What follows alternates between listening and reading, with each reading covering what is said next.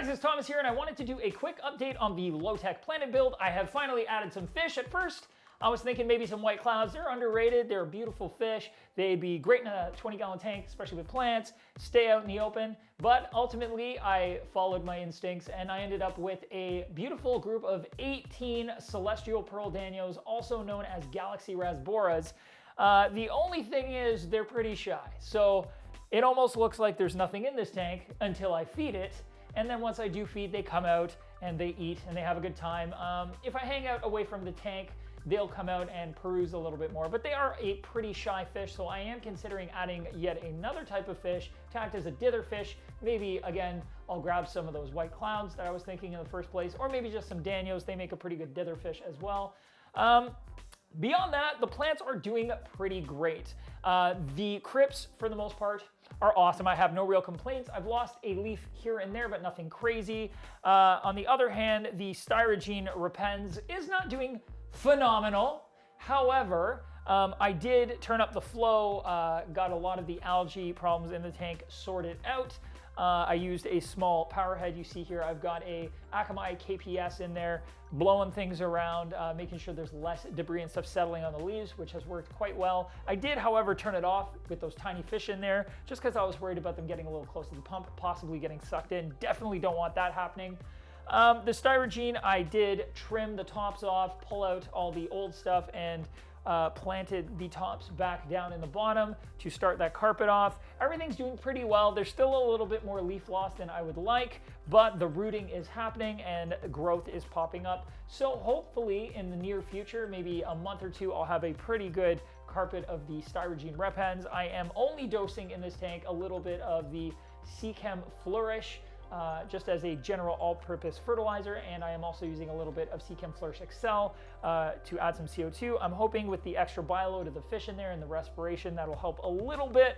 I think more fish might do the trick. I did, however, have the unfortunate realization that I've got bladder snails in there. So despite being super careful and checking over all those plants, I did end up with bladder snails. Not a huge deal. It's a pretty small population. I caught them nice and early, but I did pick up a single assassin snail and threw it in there to help keep that snail population from blowing up. I first noticed it with some of the crypt leaves developing some very clean holes in them, and I know that's usually a sign of snail attack.